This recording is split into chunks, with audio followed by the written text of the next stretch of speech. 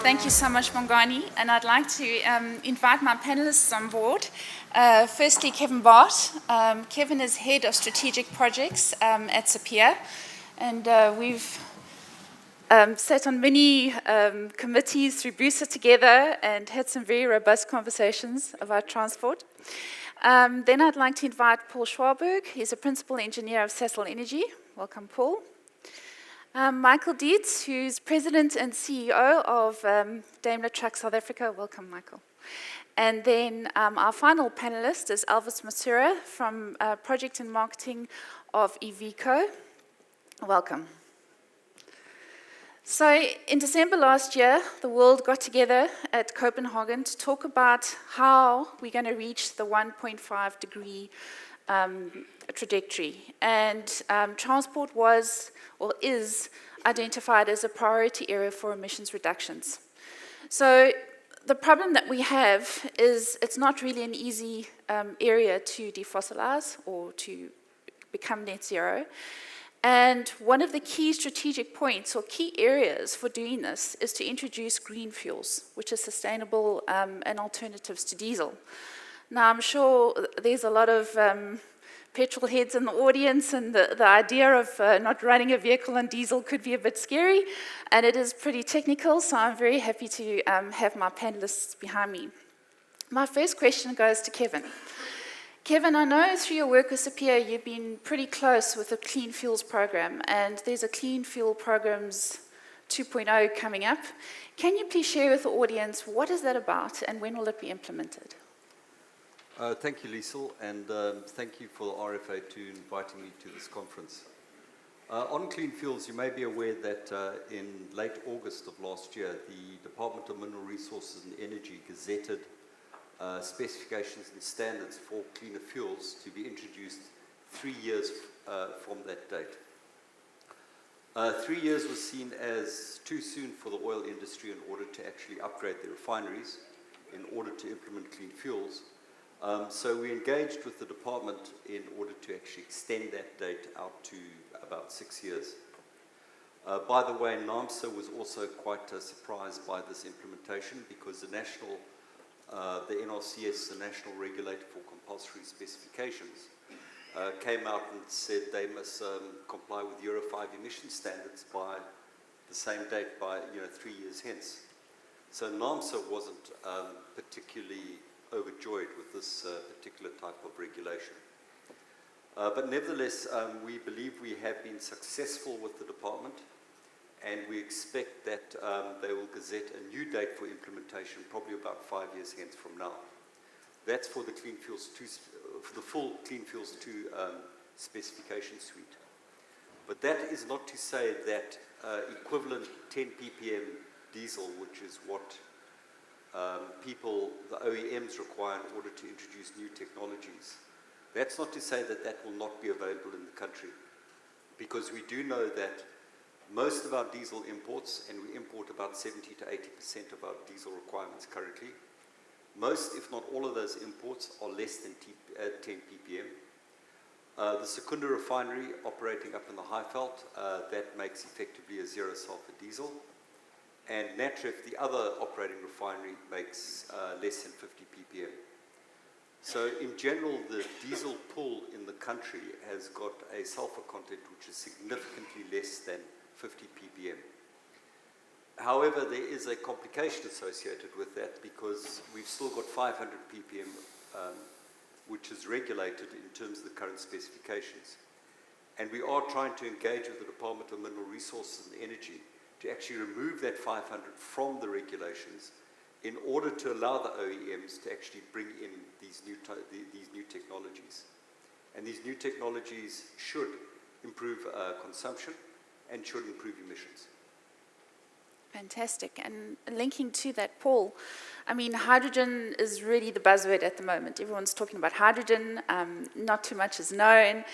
Can you share some insight into the hydrogen debate? Like, where is it going? Is it the only alternative when we start talking about green fuels? Can you share your insights there with us? Thanks, Liesel, and it's a great privilege and pleasure to be here to meet all of you folks. So, yeah, we have to be very careful when we talk about hydrogen. A lot of the criticism about hydrogen for use in mobility comes about because people read about passenger cars, passenger fuel cell vehicles, and we know that there's probably a much better alternative than that in terms of battery electric vehicles for the passenger car fleet. So the first thing when we consider hydrogen is that we need to understand exactly where hydrogen makes sense. Even for regional heavy-duty trucks, regional delivery, local delivery, and so on, in our view, battery electric vehicles are probably going to be the winners. And the big question about this is what sort of timeframes are we talking about? And that, to me, certainly is very unclear at the moment. But where hydrogen we expect really to come into its own is going to be in the long distance, long haul, heavy duty goods vehicles. And the reason for that is that the batteries just simply become too big, they take up too much space, they're far too heavy, and they're going to take too much time to recharge. So this is where hydrogen, with its high energy density and fast refueling time and high efficiency, and remember, it's actually also an electric powertrain. We're going to have electric motors, we're going to have batteries, but we're going to have the fuel cell and hydrogen there also to provide power and to charge the batteries. So you get all those efficiency benefits which you get with electric vehicles, like being able to recuperate energy while you're braking or going down a hill and so on. But you're going to be rid of the range anxiety and the constraints that batteries place on you at the moment. There's one additional aspect to hydrogen that's rearing its head more recently, and that is also the use of hydrogen in internal combustion engines. There have been an increasing number of announcements by OEMs and engine manufacturers that they are developing hydrogen engines. And I think the jury is still out on exactly how that's going to happen. But if you think about it in terms of a stepwise transition to this green energy future that we all aspire to, not having to do a complete change from the internal combustion engine that we know and love today to something which is very different,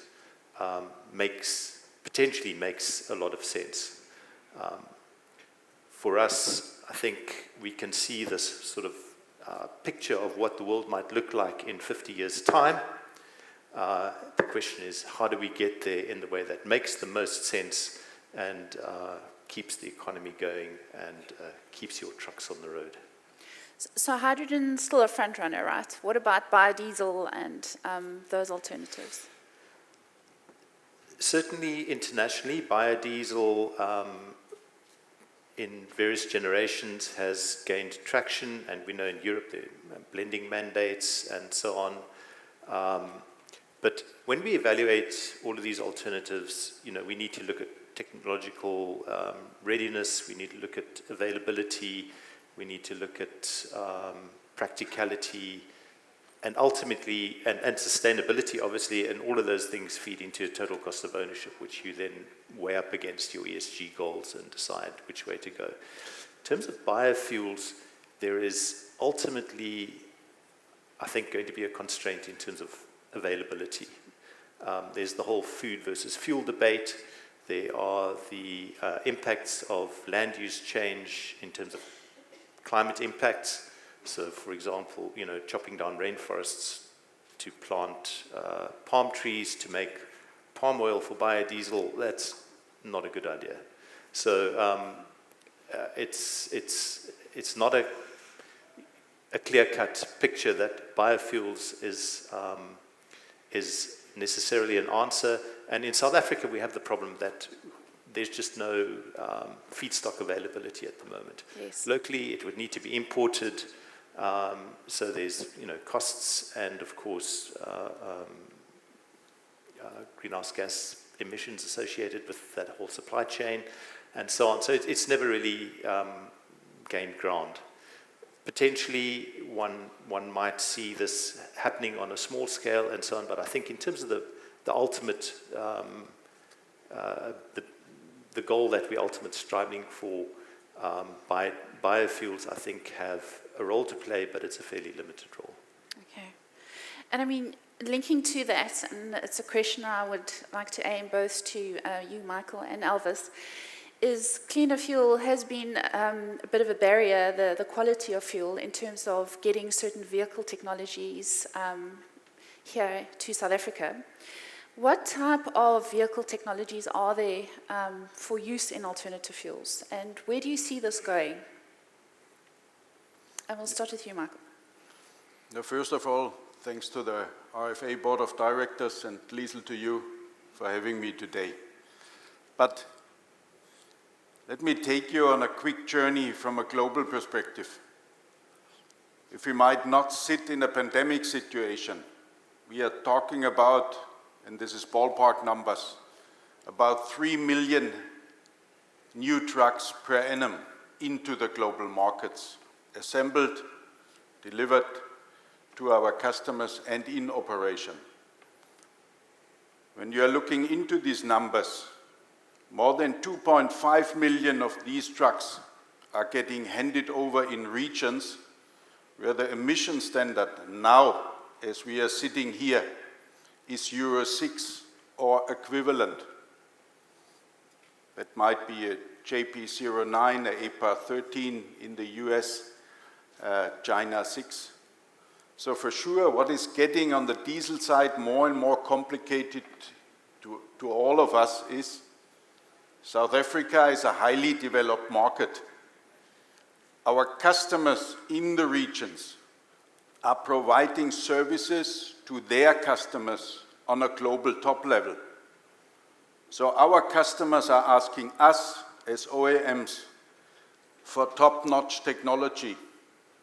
On the other hand, when we are sitting with our head of engineering in Daimler Truck, the guy is saying, you are asking for all that stuff. Mirror cams, autonomous driving functions, but on the other hand, you would like to get that combined with the Euro 3 emission level internal combustion engine drivetrain.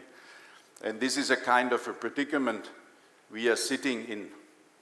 So from our perspective, when it comes to diesel, the next, and Kevin was raising this matter, from our perspective, let's join forces and get this Euro 5 emission level for South Africa done on shortest notice. Why? Because overall, and not coming to hydrogen and battery electric driven trucks, there is still a lot of efficiencies sitting in these internal combustion engines driven by diesel.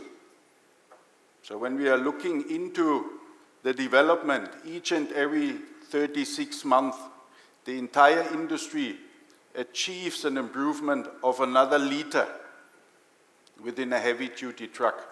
So there is still space for improvement, but based on Euro 5 or even onto Euro 6.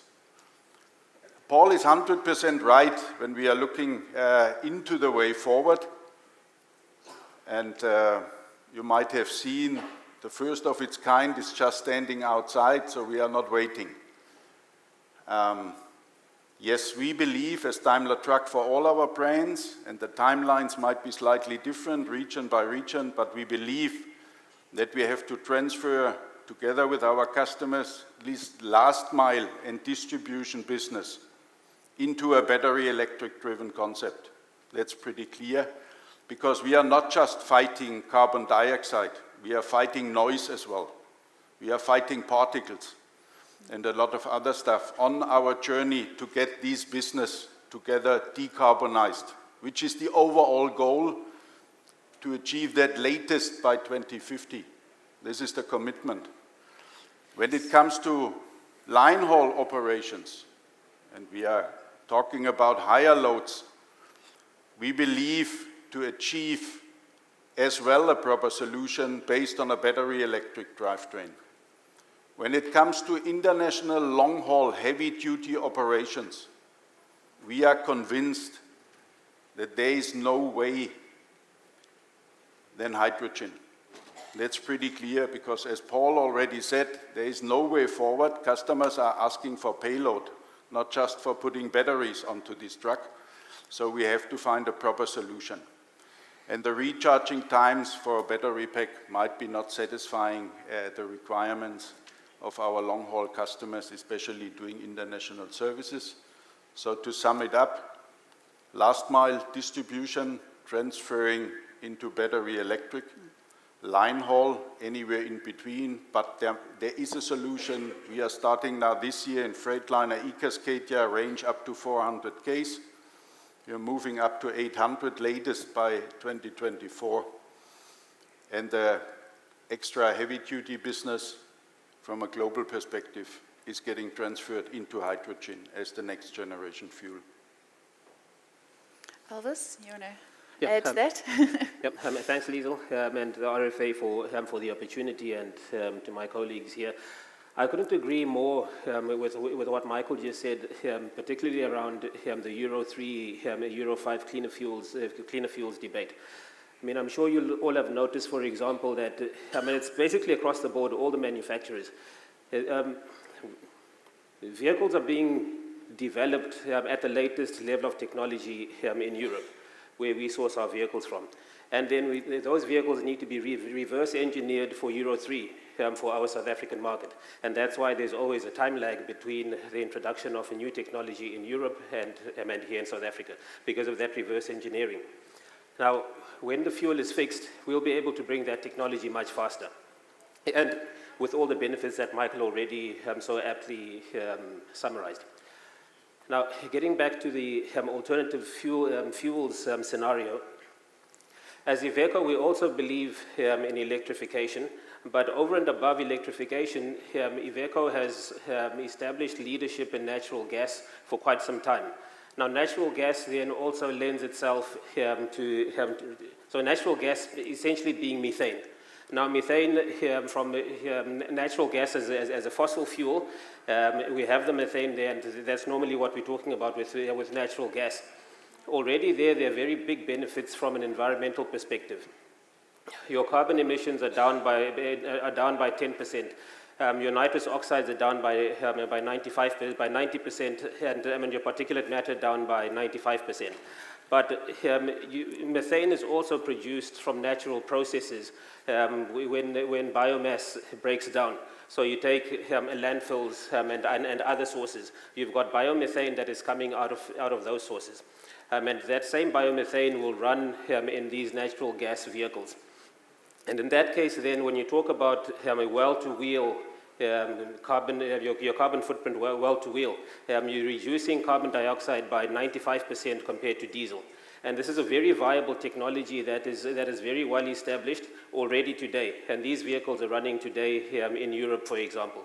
So the first truck that Iveco put on the market with natural gas was in 1996. There are many use case examples. One that I particularly like is with Carrefour in France, so it's a big supermarket chain, and their transporter and Iveco. It becomes a circular economy where waste from a farming operation is producing biogas, which is then powering vehicles that are transporting the goods to market. And it's a very good and very nice use example. And this is not a small project. We're talking about 600 extra heavy-duty trucks that are running in this way. The technology is already applicable in South Africa. What we don't have is a big source of bio-natural gas or biogas, but we do already have CNG, and we've already started trialing the CNG vehicles here in South Africa. So since November last year, we've been running a demonstration with one of the bakeries in Johannesburg for bread delivery, and the results are very, very encouraging. They're running on the CNG. They're running at a slightly better fuel consumption than what they were getting on diesel. And through CNG Holdings, who are the vendor for the natural gas in Johannesburg, the fuel cost is coming in at about half the cost of diesel. So it's a huge saving for them. And we believe that in the very near future, they're going to convert their fleet into natural gas. But those are already very real possibilities. The big challenge, of course, is your refueling point. That is a challenge, Yeah, I think, for a that lot is of a the challenge, technologies that are out there. Correct. In actual fact, we got a question from the audience, and please, just a reminder to everybody, please submit your questions so that we can address the panel, which is actually around natural gas, whether the OEMs see LNG playing a role as a transition fuel, or is it, as you mentioned, a key part of your strategy? And I'd like to pitch that question to both you and Michael. Mm-hmm. Yes, we most definitely believe in LNG. So in natural gas methane, for transport use, you have it as CNG, which is compressed natural gas, or as liquefied natural gas, LNG, which you can then pack in a much smaller space and get a much bigger energy density. In Europe, we're already running these vehicles in a 44-ton emission with a range of 1,600 kilometers, autonomous range. So yes, it's definitely an alternative for long-haul transport, and it's here already today. Michael, you want to weigh in on that? It's now a tough one, eh? So from Mercedes-Benz side, we started to run the first gas engines in heavy-duty trucks in 1922. So this is exactly 100 years ago. So there is a proper experience with gas in our industry with many manufacturers. From our perspective, why are we convinced not taking the gas route? And I fully understand Elvis' argumentation.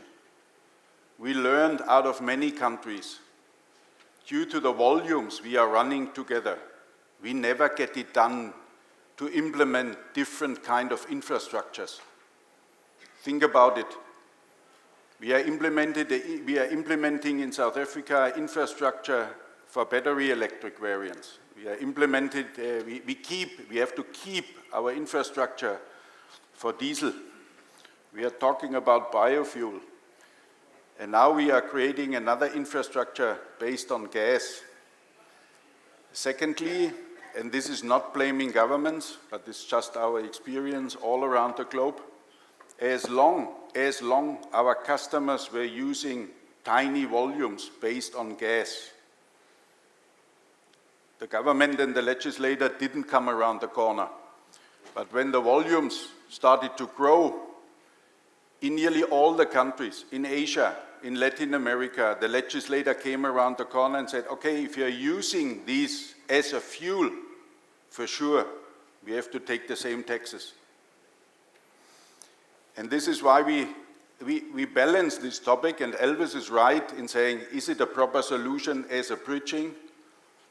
And we said at the end, no, we have to start this transfer now. We have to look again into diesel quality. Silver is the key, for sure.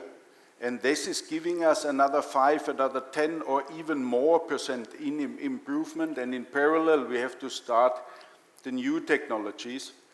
Because on the one hand, is right in saying, okay, as long this gas is getting produced out of green products, for sure, everything is fine. Unfortunately, this is in more than 90% of the cases all around the globe, not the fact. So it's just natural gas. And I think you actually raise a very, very valid point. Like when we have the hydrogen discussion, it's on the caveat of green hydrogen. When we're talking about charging stations for electric vehicles, it's definitely not coal-fired charging stations. It has to be renewable charging stations. And I think the execution of that is going to have to be managed, because then would it be a greener solution, or wouldn't it? If not. I see the smiles.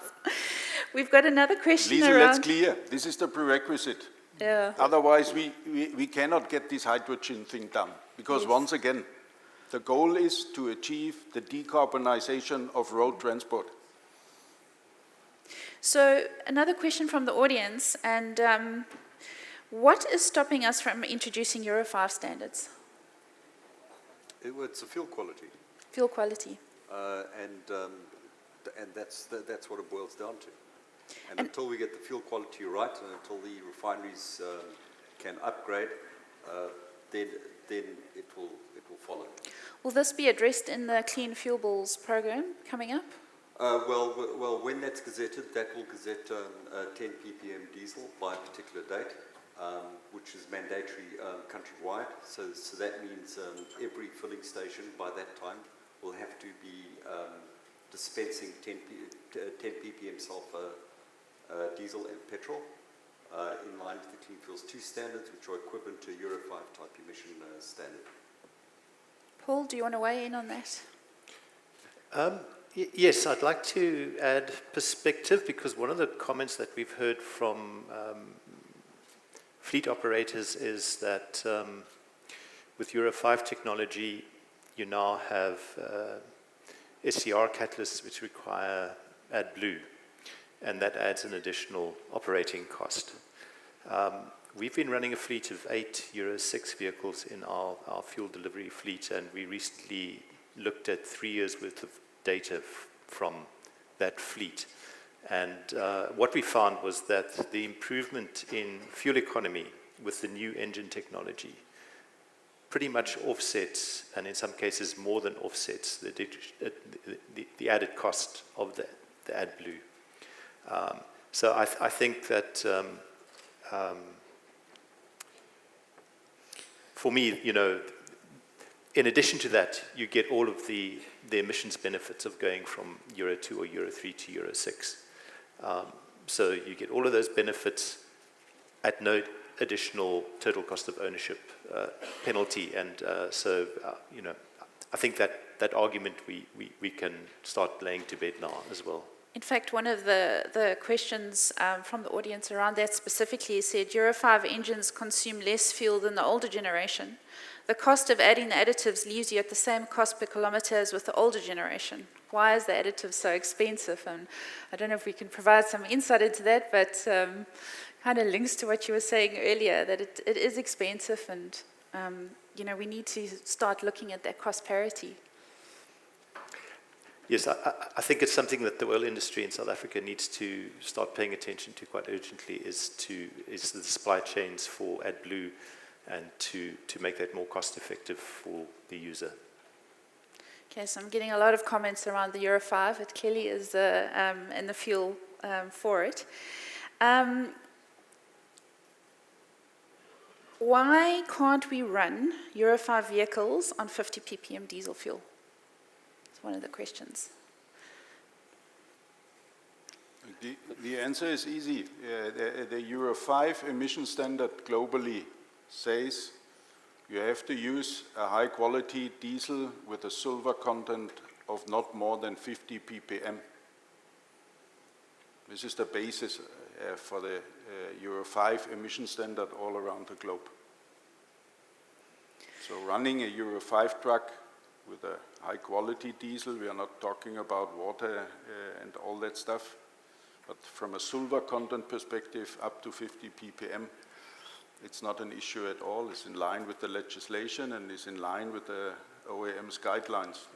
Not talking about our esteemed colleagues here, but I think No, it should be similar for all of us, or the 100%. same for all I of mean, us. we are running some already Euro 5 units in South Africa quite extensively, but on our light range currently, because on the light range we run the Euro 5 without the need for AdBlue.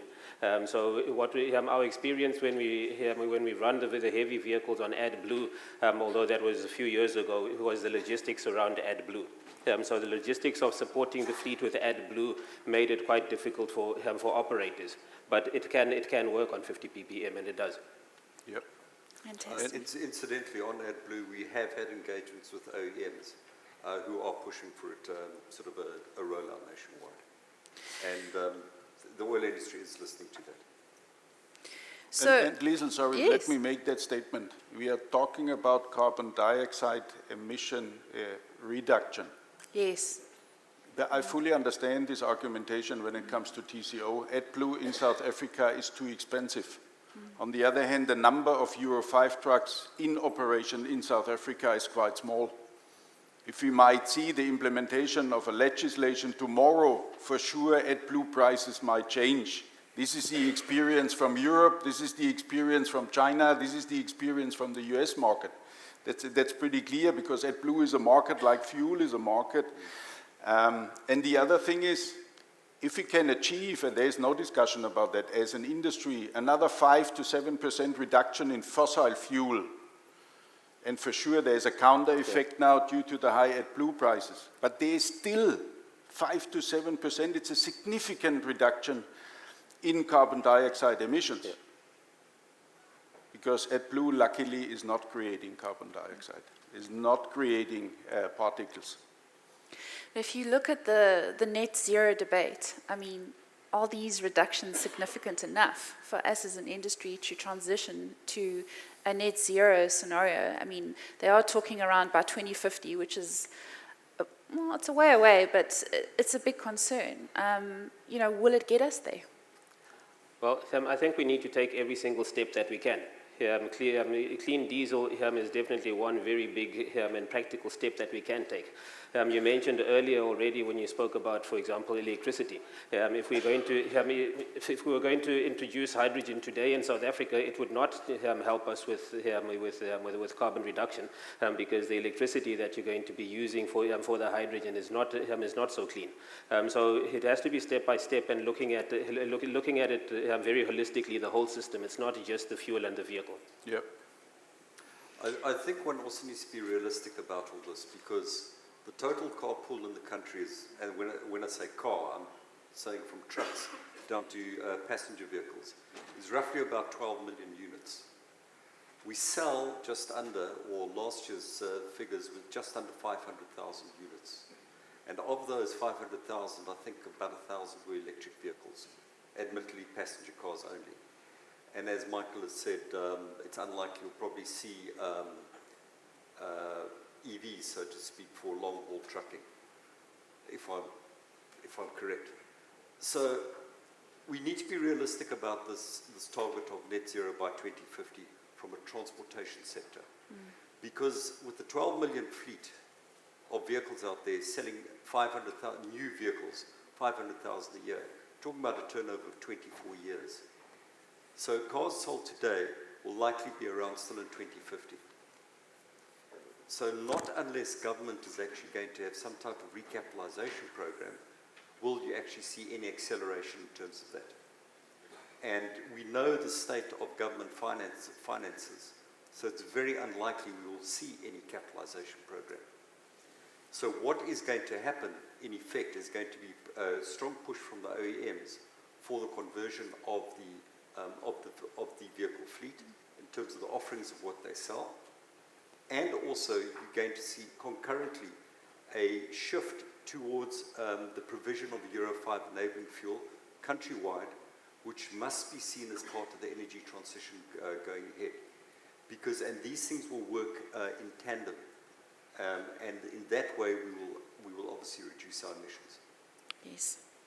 So when planning to use hydrogen on long-haul vehicles, how will the fuel being contained and transported with the truck? Or will the hydrogen be generated on the vehicle? I think that's a question for Paul. Okay. Certainly, I don't think there's any question of generating hydrogen on the vehicle at the moment. Currently, in almost all cases, it's in a gaseous form, pressurized. The standard for passenger cars is 700 bar, and the standard for buses and trucks at the moment is 350 bar. The technology exists to go to 700 bar, but the thing that's lacking at the moment is the refueling protocols to be able to do the refueling in a safe way that doesn't damage the equipment. And there is a huge amount of activity ongoing overseas to address that at the moment. So I think in the near term, we will see a shift towards 700 bar gaseous hydrogen for trucks as well. And quite frankly, you need that. If you look at that truck outside at the moment and you fit a bunch of tanks behind the cab, you can typically get maybe 6 tanks in there, which at 350 bar will give you a capacity of about 30, maybe slightly more kilograms. And that doesn't get you very far in terms of distance, maybe 400 or maybe a little bit more kilometers. So urgently need to go to higher pressures. We work on a sort of a rule of thumb of maybe about 8 kgs per 100 kilometers of hydrogen consumption, just as a number to work with. So, to do 1,000 kilometers, you will need about 80 kgs. Certainly in the longer term, and we know Daimler is working on this intensively, is to look at liquid hydrogen. Liquid hydrogen alleviates a lot of problems. Getting 80 kgs on board of a truck is now relatively trivial in terms of the size requirement and the weight requirement and so on. Dispensing the hydrogen in liquid form is much easier than in a gaseous form. Even storing it is not too difficult. It's obviously a challenging cryogenic engineering problem. Liquid hydrogen is minus 253 degrees Celsius, so 20 degrees above absolute zero. It's quite mind-boggling, actually, but it's being done. Albeit primarily in North America and in California, where, from what we've heard, there's a lot of hydrogen liquefaction capacity because of NASA's requirements for space rockets. So my understanding is in the southern hemisphere, there's not a single hydrogen liquefaction plant available. So it's converting the hydrogen into the liquid, which is the real challenge. And it's quite energy intensive. From that point on, it simplifies the supply chain and simplifies everything a lot, but that first part is a significant hurdle to get through. And so I can't say how soon into the future we will see liquid hydrogen. Certainly in the near term, it will be gaseous, in my view. So, with the hydrogen that we're just discussing now, what is the impact on dangerous goods if you're transporting dangerous goods, for example, or you're going cross-border? Things could get a little bit tricky or not. Yeah, it's also an interesting area because the legislative environment, certainly here where we are, is not terribly well developed in that regard. At the moment, it's subject to the same dangerous goods legislation as other hazardous gases and flammable substances. I'm not really an expert in this area, but it's, legislation and standards and safety also for the equipment is an area that's going to have to be looked at intensively to get this thing off the ground. So this is, I think, a question aimed for you, Michael and Elvis. In terms of a working prototype of a hydrogen truck, do they exist? And when do you think we could start seeing something like that come to South Africa? Do they exist? Well, Okay, no, it's not a phantom. to be honest. You find these units running around. This is real stuff, for sure. Just to avoid that's any comforting to know. misunderstandings, as the minister said, don't drop the ball on Monday. We scrap all these e-tolls. So just to avoid any misunderstandings, hydrogen is real, for sure. Is there prototypes running around? Yes, there is for sure.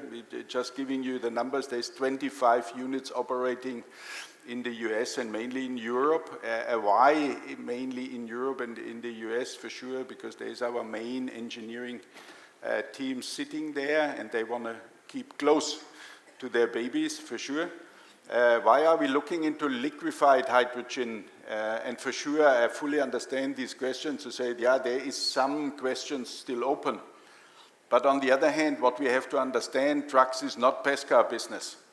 And what we know now for many years is that maybe the life cycle of an interlink trailer or of a side tipper might be maybe 50% longer compared to a truck. So we have to handle with our customers a complex system.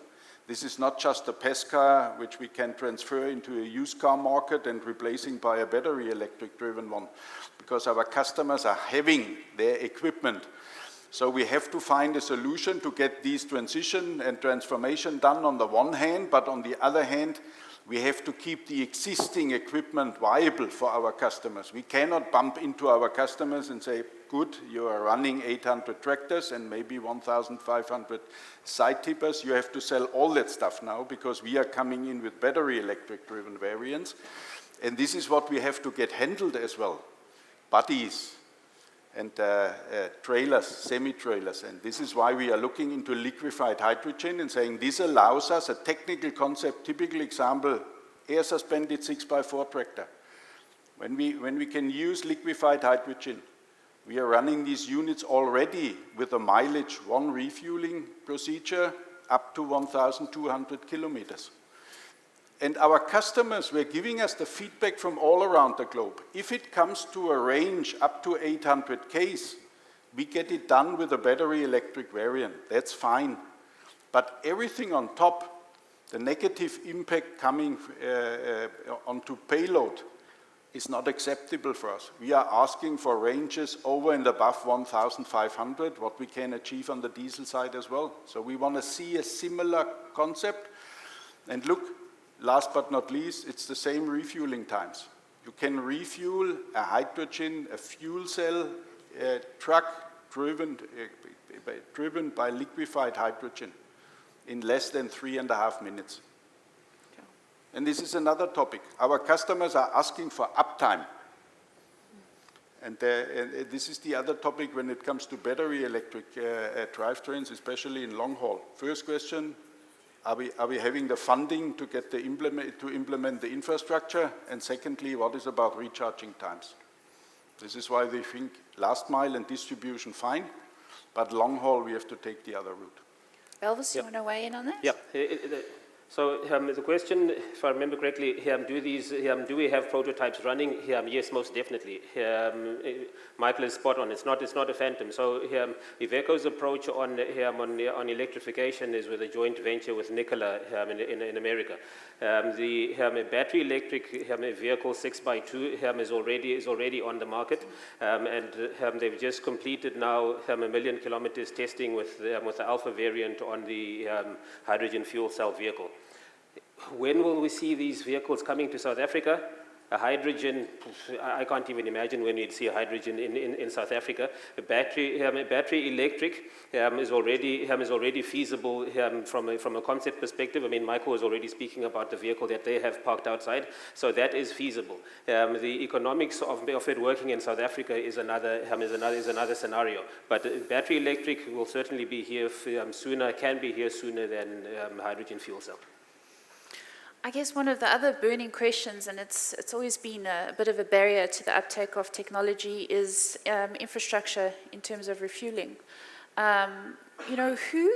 Whose responsibility, or where does it lie to lobby government on this? Is it a coalition type agreement, or who needs to open up the door for that, because we have the fuel, we have the vehicles, but it's no good if we can't refuel them en route or at sites. So I just thought maybe if you've got some insight into how we could as an industry start opening up that conversation. When you say refuel, are you saying refuel with electrons or refuel with hydrogen? Depends. Because on the refuel with electrons, but already NAMSA, for instance, has opened a dialogue with us about creating charging stations. Not too long ago, we had a meeting with Eskom, because Eskom are looking at converting something like 17,000 vehicles to electric vehicles in order to actually service their distribution. And they're looking obviously for recharging stations.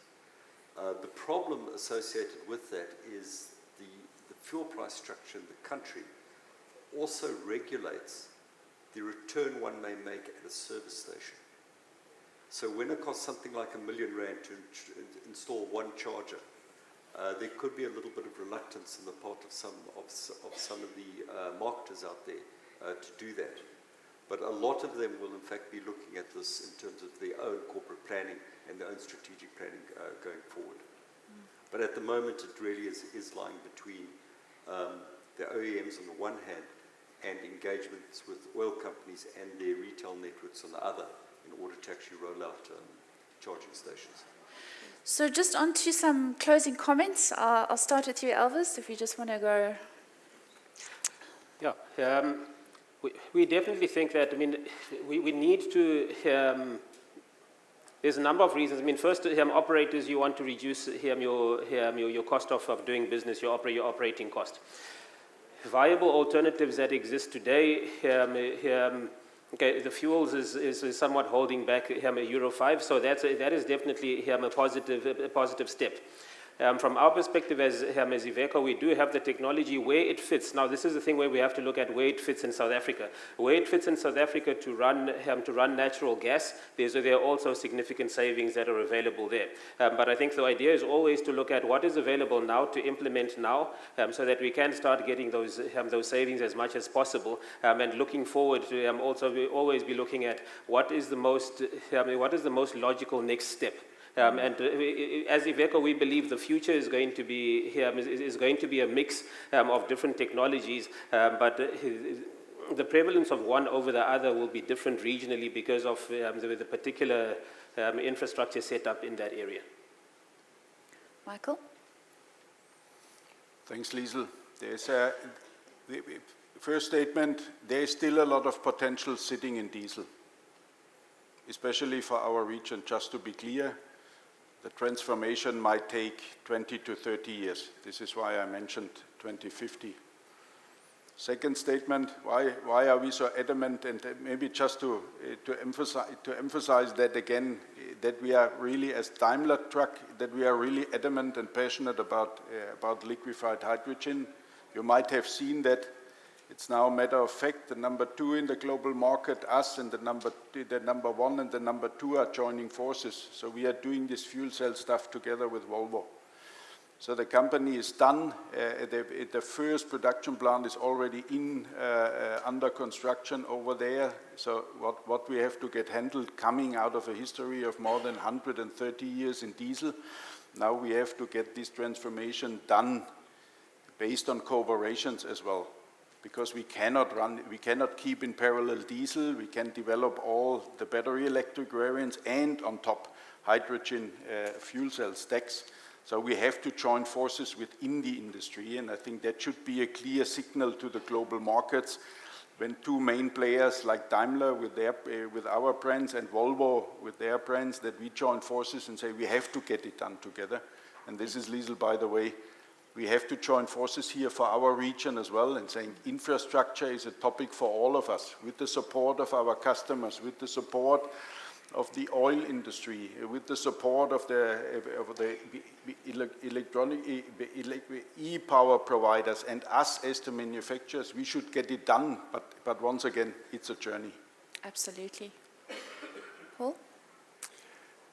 Thanks, Liesl. So I think, ultimately, we want to use renewable energy to green transport. South Africa is blessed with a wonderful renewable resource. We know that. So I think that this should be seen as part of the larger transition. And we hear the words just transition very often, but there's a very large thing on the go here, which involves renewable energy development, involves reindustrialization of South Africa, economic development. It involves the PGM producers whose PGMs are necessary for electrolysis and fuel cells and so on. So it's much bigger than just transport. And I think this alludes to this point about lobbying government and so on. And you also spoke about the supply chain, which becomes incredibly complicated for something like hydrogen. So, when we see it in that bigger context, I think that we can really start making strides forward, because it doesn't only benefit one sector of the economy, it benefits the whole sector. And that then leads into my second point, and that is that no one can do this on their own. We all absolutely have to work together to do this, all of us over here and everyone out there, and there's no other way to get it done. Well, it's absolutely an ecosystem by itself, and we are all interconnected here, so it's critical that we do work together to try and at least transition to where we need to be. Kevin? Thank you, Liesl. Without trying to repeat what's already been said, certainly the transition, we believe, will take time. We need support, especially from government, in order to upgrade. We need to recognize that cleaner fuels are a part of that transition and are necessary in order for us to actually go forward into the future. Because certainly, 30 years hence, it's going to be a very different world out there. And it's it's obviously very, very difficult to predict what that world will be. Yeah, indeed, indeed. Well, ladies and gentlemen, that concludes our panel discussion. I really want to say such a big thank you to my panelists. It's really been a goal for me for a long time to get fuels specialists and vehicle technology specialists in the room where we can have this conversation, because we are all integrated at the end of the day. And yes, our planet is warming at a rapid rate. There's so many macroeconomic events happening, but at the end of the day, global warming is a reality, and we really do have to do our bit as an industry. And I would really like to encourage you to be part of the conversation. We have a Green Transport Working Group, and as I think one of the clearest messages that's also come out today is that there are options. They're new, but they're exciting. But it's going to take a bit of deep diving and understanding exactly what those implications are, where they're applicable, where aren't they. And just to have the conversation, I think, is really, really, really important. So thank you so much for your time today, and thank you so much to my panelists.